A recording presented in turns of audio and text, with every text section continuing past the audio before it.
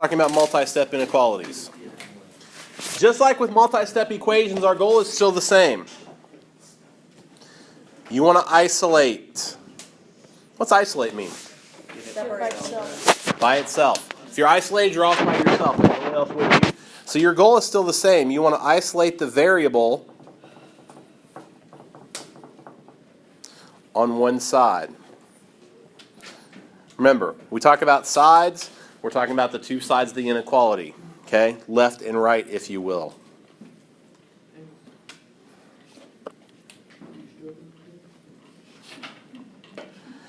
And what order do we use to isolate the variable? Not PEMDAS. Reverse that.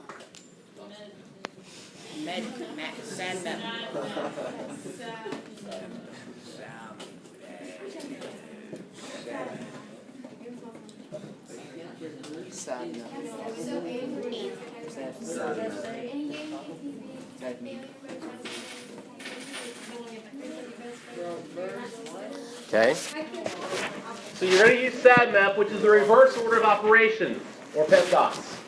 Okay? Remember, when you go from one side to the other, you have to do the opposite operation. Okay? Take a look at the first of the examples that we're going to talk about today. Oh.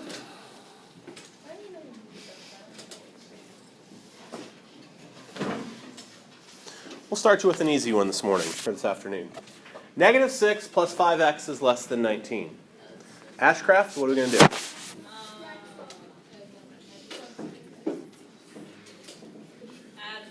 6. Correct. Remember, your goal is to work off the side with the variable. The variable appears on the left side. If you're struggling seeing left and right, slash through your inequality symbol. That is a perfect straight line. It is. I got skills. Do unto one as you do unto the other. They have minus 6 on the left. To get rid of it, we have to do the opposite of that. So we have to add 6. That turns us into 5x is less than 25.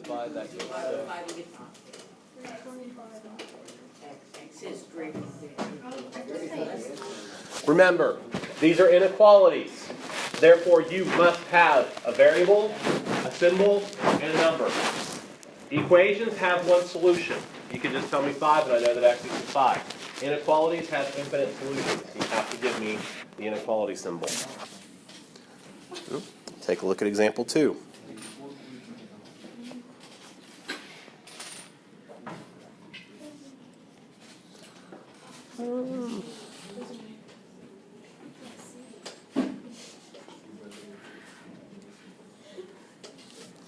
$12 is greater than negative 2x minus 6. Which side's the variable on, Mr. Bybee? Jason, where's the variable? Left or right? Left. It is? No. He psyched you out. Jason, come on. Yeah. It's on the right. I'm not right. Okay. I give up. It's on the right side. Remember we talked about doing the box thing because that gets you back to your old elementary problems, correct, Rudicel? You want to take over from here? Yeah. What do you do? Add 6. Yes. Remember, it's doing the opposite, so they're subtracting 6, so we added as she said. Continue.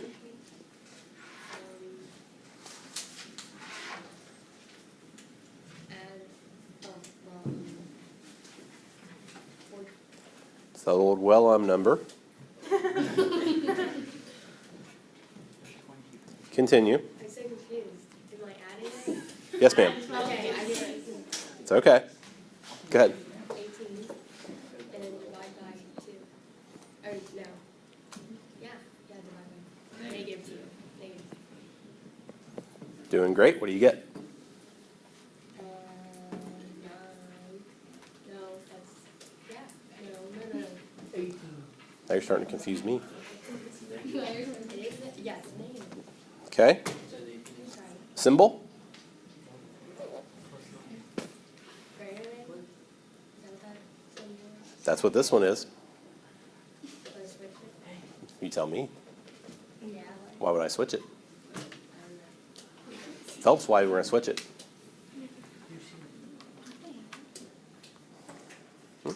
Legaman, Correct. Since you're dividing by a negative, forces you to switch. Negative 9 is less than x. Now, be careful. If MathXL gives it to you like this for their format, x in the two boxes, that means you got to put x on the left side. So if you do that, if you take what Haley has here and you flip it, what's going to happen to that symbol in the middle?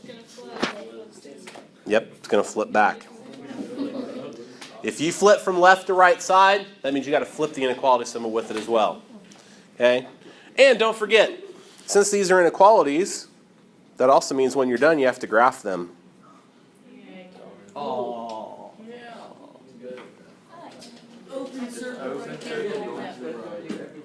Open circle on negative 9, going to the right. Very good, Mr. Mansford. Then make it a unicorn. Let me pause this for a moment.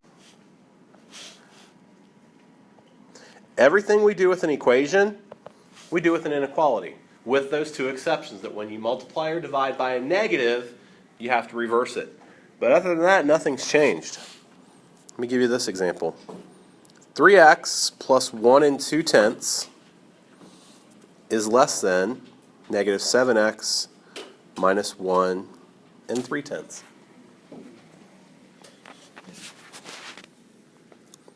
Just like equations, we have inequalities where the variable can appear on both sides. Remember, your goal is to also isolate the variable terms to one side, the non-variables to the other, and it's easiest to work with variables starting with the side with the least. Derek, which side has the less amount of x's?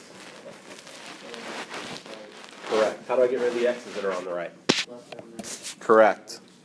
Because this is less, we're going to get rid of it. Don't have to. You could take away 3x from both sides. But the reason why I like to work with my variables and take the less side off is because I tend to avoid negative coefficients that way. So it's negative 7 plus 7, that's gone. 3 plus 7x, 3x plus 7x, excuse me. And again, notice as you write this out, I put the 7x under the 3x because that's what I'm going to add 7x to. I'm not going to add 7x to 1.2 because they're not like terms. So line everything up nice and neat vertically. The other big caution here, don't lose that negative sign. Just because you got rid of the negative 7x that's in front, it's still negative 1 3/10. So Derek's got us off on the right track. We now have all the variables over here on the left, which means, Hufford, what are we going to do? Subtract 1 3/10. Very good. Our goal is to get the variable by itself, so we have to get rid of everything on the side that's the variable that isn't a variable. Josie's correct. You know what that is?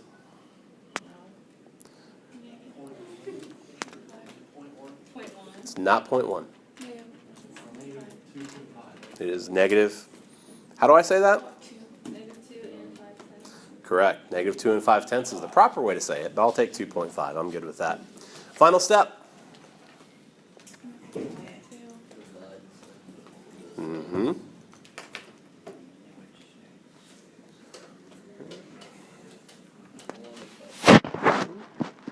Oh, should I flip this?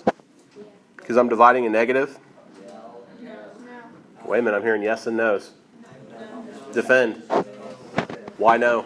Because we're not dividing by. Correct. Why should I flip it? Okay. Correct. We're dividing a negative number over here. We're dividing negative 2.5, but not by a negative. So we don't have to flip. And I believe if you guys do the math correctly on this, you get negative 25 hundredths. By the way, what's that as a fraction? Negative 1/4. 1/4. Now, sometimes, I know the other day when we did this on paper, we had, if you have to draw your own number line, you can still scale this by integers. You don't have to change your scale just because you happen to have a decimal. Between what two integers is negative 25 hundredths? 0, negative 1. Right.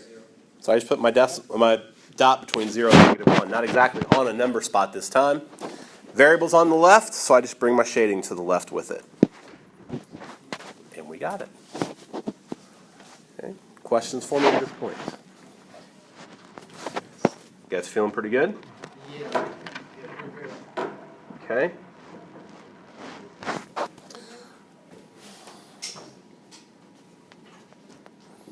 Way up to 4.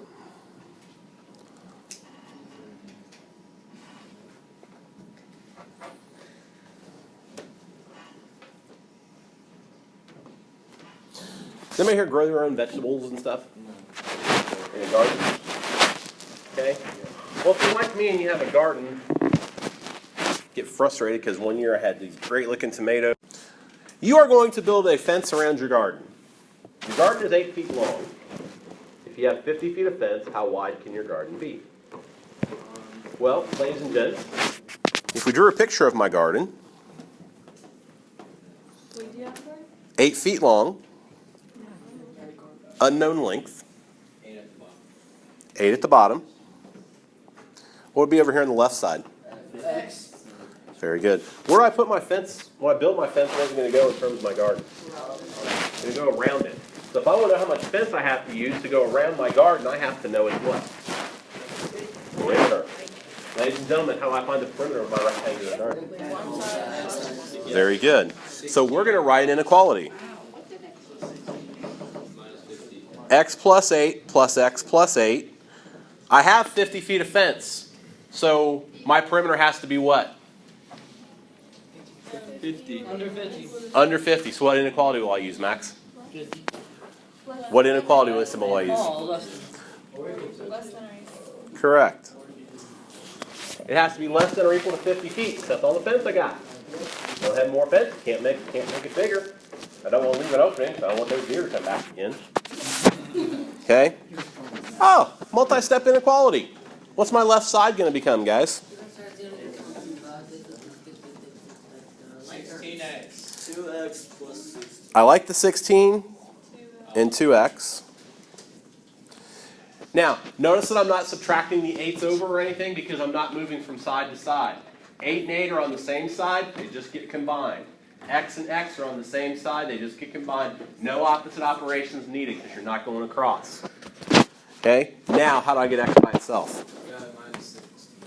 Correct. Here's my 2X on the left-hand side, so I'm going to take away the 16.